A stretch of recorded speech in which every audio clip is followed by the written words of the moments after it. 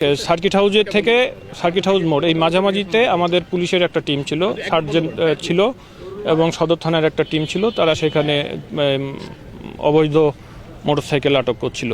তো এই সময়ে একটি মোটরসাইকেলে দুইজন ব্যক্তি তারা ওই জায়গায় যায় এবং আমাদের পুলিশ সদস্য তাদেরকে থামার সংকেত দেয়, কিন্তু তারা না থামায় তাদের পিছনে ধরার চেষ্টা করে, বা ভিডিওতে মনে হচ্ছে যে টোকাও দিয়ে থাকতে পারে।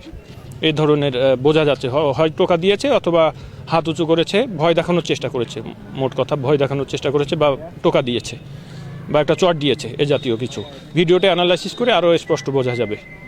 তো তখন তারা গতি যেহেতু বাড়িয়ে দিয়েছে, ওখানে আপনারা জানেন যে টি জংশন হাইওয়ে রোড, সোনামসজিদ থেকে ট্রাক আসে, ওই ট্রাক আসায় এবং এদিক থেকে মোটরসাইকেল যাওয়ায় মুখোমুখি একজন স্পট ডেড এবং আরেকজনকে রাজশাহী মেডিকেলে রেফার করা হয়। পথিমধ্যে তিনি মারা যান।